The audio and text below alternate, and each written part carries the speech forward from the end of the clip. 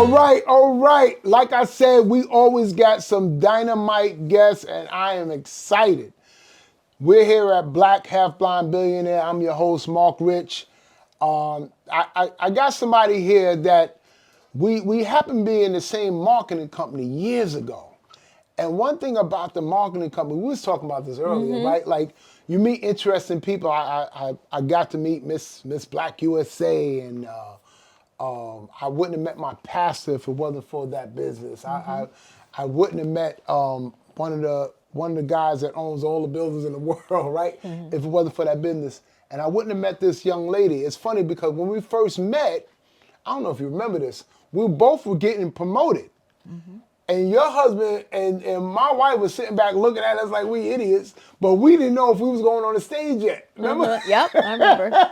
So we didn't know what was going on, right? Like you could tell, we family. This is my sister from another mister, but before I bring up, I want to tell you about her credentials and why she is a superstar in our midst. She went to Syracuse. I didn't know you was an honors OSU, man. yes. Yeah, Miss Jones went there. I know. But yeah, my family. She graduated from Syracuse, and she was head of human resources for a high financial company. I don't even want to tell you the name.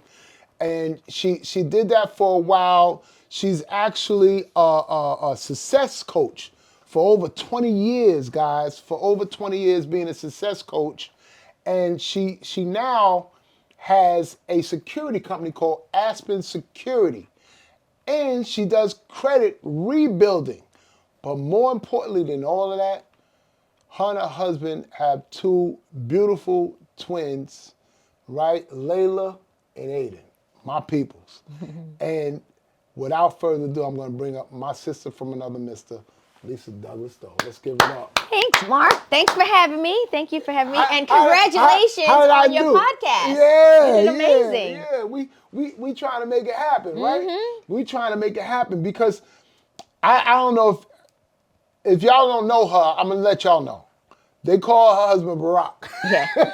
they call Tillman. Even when Tillman goes to the gym at the YMCA and he plays basketball, I don't even think they know his real name. They just call him Obama because he looks so much like him. Yo, guys, he acts and talks just like him. Yeah, well, do you think it'd be all right if we go to the store and get a couple of bags of potato chips? I'm like, it's just chips. Go get the chips.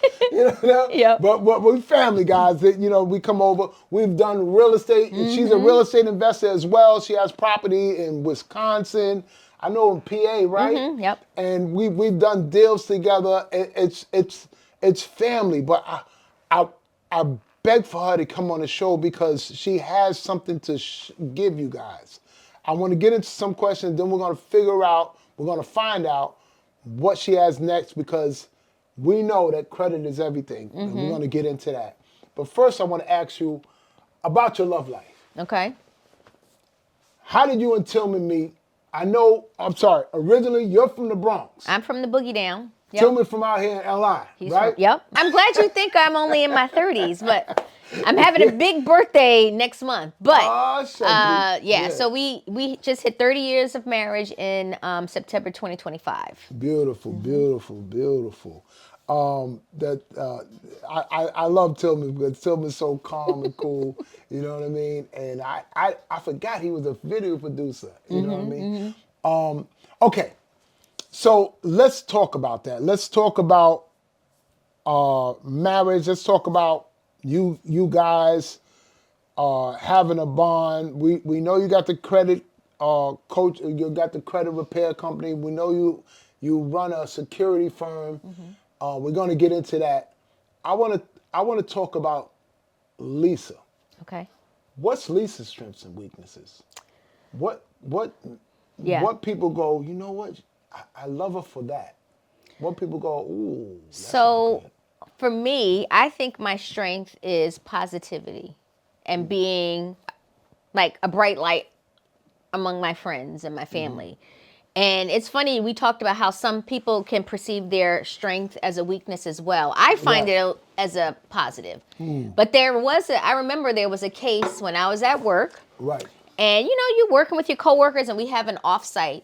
And we have to go through with these strength finder assessments, and you find out your strengths and weaknesses. And this one lady was like, "Oh yeah, you're always so positive," like it was a negative thing. Yeah, like she yeah, was yeah. trying to be mean. But guys, this is not this is not like a what they call it. This is not her method acting. She really is like this upbeat, high. All the time. All the Well, time. most of the time. Someone yeah. will probably tell you not all the time. Yeah, but. yeah. Us husbands gonna talk later. Right. But I got a funny story, and I'm gonna tell it later. When Shadida first fell in love with you. Okay. Matter of fact, I'm gonna tell it now. Okay. So you see how Lisa's talking, right? Hi, everything, hi. And Shadida, my wife is originally from the Bronx. You're from Gun Hill, right? No, I grew up in St. Mary's Projects on Okay. the Jackson Avenue train stop on the 2 and the 5. I know you're at over there. By Yankee Stadium. Not too far from Yankee Stadium. Ain't Wesley Snipes from there? No. Is he from Jackson Projects? I can't remember. All right. So anyway, all right. So and Shadida's from the Bronx, South Bronx, right? So they're doing a marketing meeting, and Lisa's doing Lisa. She's like, all right, everybody. And she sits back, and Dita's sitting right next to her. And Lisa spurts out, these broke ass niggas. I don't even remember that. But that sounds like something I might say under my breath. Oh my God. Oh, like, say that again. She said, what are you talking about? She said, no, say what you just said. Dita loved you ever since. And that was literally like 10 years ago. And we've been cool ever since. I'm sorry. I'm sorry to get off track. All right. So your strength is your positivity. And it's hard to do that though, right? Like, especially with me with this blindness, and it's only been 5 years, but it feels like 50 years. And it's a pain in the fucking ass. And sometimes I go, what are you doing? Like, God, come on. Yeah. And, I speak to people like my brother Will Thomas. Shout out to Will Thomas. His wife is a pastor evangelist, Mrs. Thomas. Pastor Thomas. And he said to me, yeah, but there's a lot of people that wish they were blind. You understand what I'm saying? I said, yeah, you're right. And you hate to hear that, but it's true, but I get what you're saying. But it's hard to be positive all the time. Am I right, guys? Yeah, it's true. Am I right? It's hard to be positive all the time. You understand what I'm saying? And that leads me to my next question. Okay. You and I, we both have marriages with a child that's on the spectrum. I'm gonna tell you a story. When I worked for Verizon, that's a company I worked for 31 years before I retired a few years ago. There was a deli that I loved to go to. It was in Ozone Park. I think it was on 133rd Avenue, so I'm sorry if I don't have the exact address. But I loved to go to this deli. It was an older Italian lady there. And her daughter was on the spectrum. Because she used to come in the store every now and again, and the daughter would talk to her, and I knew from the way she talked that she was on the spectrum, right? And the lady... we got to know each other because we both shared a child on the spectrum. And I would tell her what I was going through, and she would tell me what she was going through. And she said to me, because the daughter was older. The daughter was like, I think at the time, Pop might have been like 4 or 5. The daughter was like late teens, like 18, 19. Right? And she said to me, and you're still married? And I said, yeah. Yeah. She said, oh, okay. I said, why do you say that? Yeah. She said, because most married couples with a child on the spectrum divorce. I said, well, I'll just take the pastrami sandwich. I'm tired of listening to you. But when she said it, I thought to myself, why would she say that? I came back the next day just to ask her, because we had a half day that day. And I said, why did you say that? Yeah. She said, because one partner blames the other partner. That you're the reason why. Like, if you wouldn't have had that baby so late, or if you would have not been drinking, or if you not... they blame each other, not thinking it's just what happened. It's just what happened. It's just what... It got to be a reason for it. And most couples, and when she said it to me, I looked it up, and you Google it. It's like 80% of the married couples with children on the spectrum, divorce. That brings me to my next question. How do you and Tillman do it? With Aiden being on spectrum, he's CP, Right. cerebral palsy.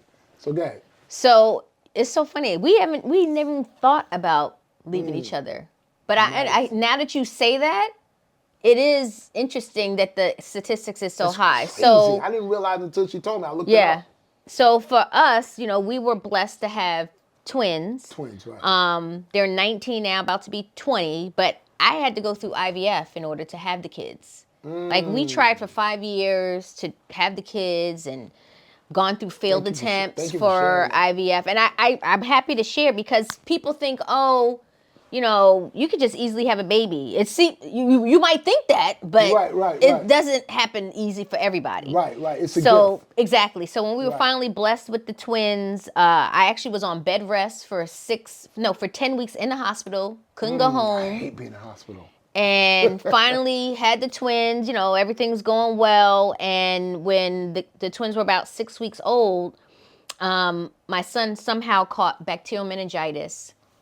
Was on life support for a month, had seizures, had everything. Now, bacterial, I heard the word bacteria. Meningitis, I hear the word virus. What is that? It's a virus that attacked the brain, where he pretty much had brain damage, and because of that, he has hydrocephalus. He has pretty shunt. green eyes. He has So beautiful blue eyes. Layla has beautiful hazel eyes. But God is good, because after about that month, he came out of it strong.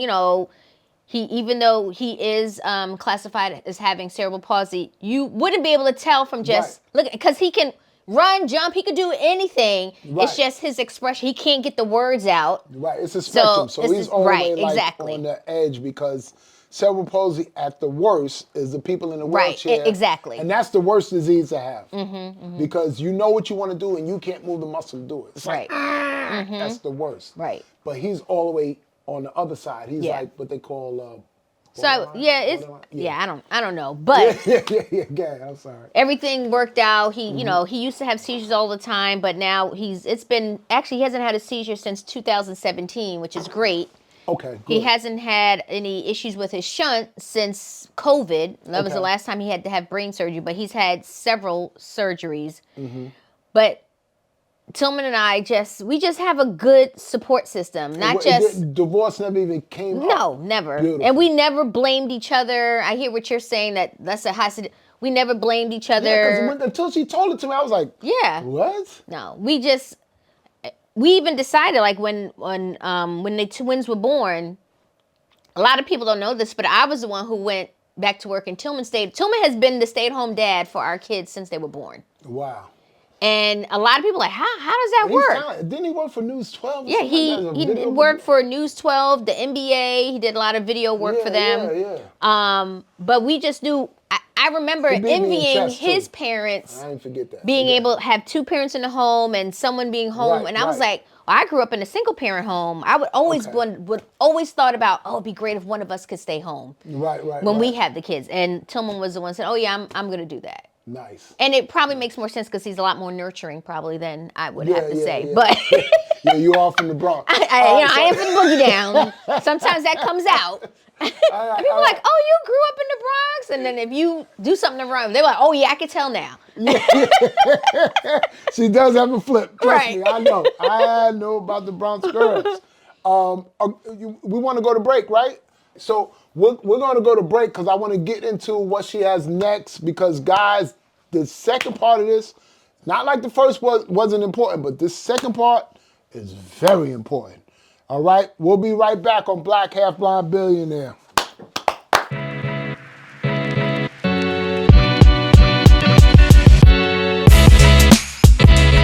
All right, we are back at Black Half Blind Billionaire. As y'all can tell, we having a ball here with my sister, Lisa Douglass-Doe. She's a success coach, and y'all know why, because she's speaking positivity. She has the keys. We've done some real estate deals together. That was great. As y'all can tell, we family. Yeah. I want to talk about credit. Okay. Because I got a great question for you. I bust my ass my whole life to keep my credit right? I've always messed it up, right? I got a boy, He said, yeah, you didn't really have a 190E when you was younger. That was your boy that had it, because he used to always drive it to drop me off at work. And I said, I don't know, because when the repo man came, they asked for Mark Richards. But I said all that to say that when I finally got my credit right at 40 years old, right? I think my credit's somewhere in the low sevens, right? Somewhere around 730, something like that, right? I started doing something where I pay every month. In the beginning of the month, I know I got to take care of all my bills. And I do it religiously. When it comes to like a car payment, well, thank God I don't have no car payment. But when it comes to car payment, I have it coming automatically out the account, so I don't have to worry about it because I'm not good at that. Right. Right? But then I got a guy that I was breaking bread with. I'll tell you his nickname. We call him Q. And he said he don't even do personal credit no more. He just does business credit. This way here, if something go wrong, he could bankrupt that company. I was like, but that don't mess you up? He said, I don't care what it does to me. I'm just opening up another company.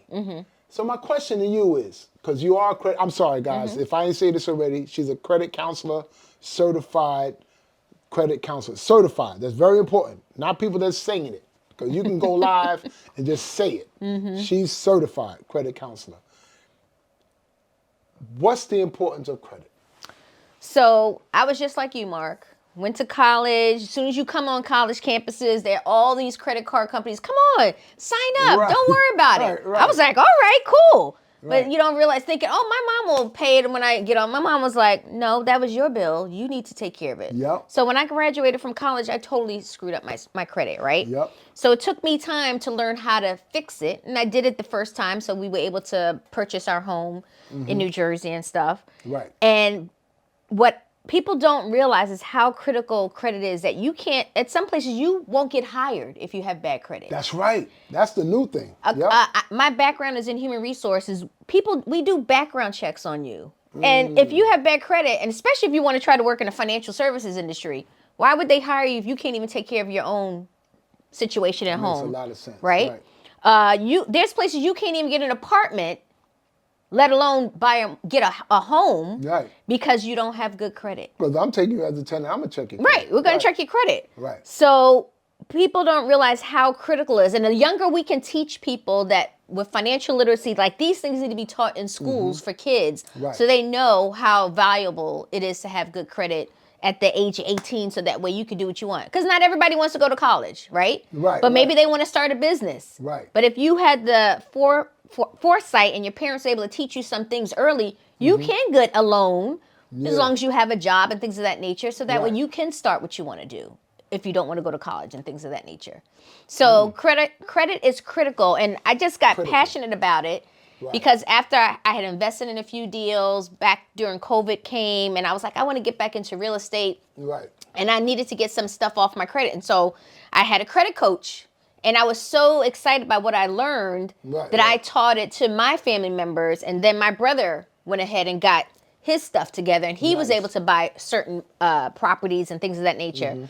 And the credit coach actually brought me on, and I got nationally board certified. Nice. So that way I can help. Because it's just education. If people knew, they would be like, okay, let me change my habits a little bit. Let me go ahead and put my bills on auto pay, right? So that way you're never late, because that's like 35% of your credit score, things like that. So, and you mentioned business credit, which is important because business credit hasn't taken off until like, I would say the last 7 or 8 years, because now people are all on social media talking about it.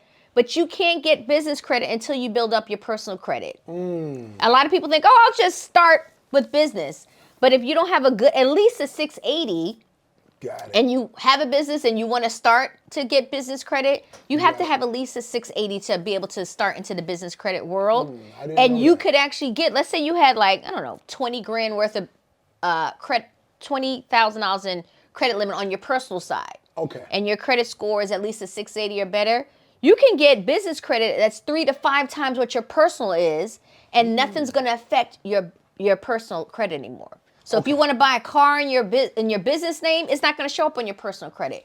If you want to buy real estate like we've done in our business name, it won't show up on your personal credit score, which will, could tank your score a little bit and it'll take time to build up. So there is a lot of benefits to being able to get business credit, but you have to first start on the personal side in order to cross over to the business side. It's just interesting. All right, so I got a couple of questions. A couple of ones that I know and a couple of things that I do, and then I want to ask you what you do. I know the top credit score you can have is 850, right? Yeah. It doesn't go any higher than that. And I know maybe about 2 people that have 800 scores, right? And I look at them like they're unicorns. But what I did with my sons and what a lot of people do, and I'm pretty sure you're going to let us know to do this as well, I put both my sons down. That's why they both got beautiful cars. Yep. And this is not me bragging. I don't have to tell you the car they have. Right. They got beautiful, nice, exotic cars. But their credit is good because I put them on my credit cards that I've had forever and never miss a payment as authorized user. Now, Correct. they don't get to touch them. Right. Exactly. But it's on their credit report. So now their credit score is up in the 700s. Right? What's a good credit score? How fast would it be able to get to a good credit score? And what's the client that you had with the worst credit score and the best story about that client? Okay. So the first question is, a good credit score is 680 and above. Okay. You can purchase property as low as tier like 1 or 2 or 3? that's probably like it's once you're in the 700s, you're doing great. Okay. So if you can get to 680 and then you can start to build from there, great. In order to purchase, go ahead. In order to purchase property, I think nowadays you have to have at least a 620. Right. There are lenders that if you're still in the 5s, but people don't realize even though if your score is lower, you're going to pay a higher interest rate. Yeah. So that means your mortgage or your credit card bills are going to be higher. So the higher your score, the lower fees you pay. Right. The lower your score, the higher your fees are going to be of you spending money out of pocket. Right. When you talked about authorized user, that's something that I've done for my kids. Nice. Is people, if you have a good score as a Mother parent, Washington put did it your for his, right. children down as an authorized user, as long as you still have good credit, so that way your kids are piggybacking on your good credit. Right. So when you have, because let's say you have a teenager, right? But your credit, you've had credit for 20 years. Now that 20-year history is going to show up for your child, which is putting them in a better position when they're ready to do something, whether it's buy a house or get a business loan or something like that. Right. So that is a big deal and make sure, I want to put on also, if you're going to put someone down as an authorized user, make sure it's someone you know. Well, a lot of people are doing crazy stuff. Oh, I'll just, charge a fee. Don't do that. Do it for someone that you know and care about. Yeah. And to your point, you don't have to give them the card either. No, they don't get no. Because my daughter is an authorized user, but she don't have the card. No. All right. Okay. So when it comes to credit, right? When my credit was messed up, right? You go to like somewhere to get a loan and you're like got your fingers crossed. Right. And it's no feeling like going into a dealership knowing they're going to say yes. Yeah. Right? So, and every time I went in the dealership with my sons and my nephew at this point, they know the difference between having good credit and not so good credit. So they know the feeling. I tell them, I want to see how good that is to going in knowing you're going to get whatever you want. You understand? But my question to you is, what's the lowest score you ever had to help? And tell me what you did with it. Probably, I would say the lowest score I had to help was my own. Because I'm not afraid to say, and you and I have done presentations together on this with the vision board events and stuff. Right. I have a picture of it too. Mine was 483. Ooh. 483. And this wasn't that long ago. I think this was back in 2017. We had our home and everything. You was pretty and everything and a knockout until you said you had a 484. Yeah, exactly. And I was like, and that was when I was like, why am I in this situation? I need to fix it so that way I can be able to do what I want to do. Because you're right, when you have decent credit, it took me about a year.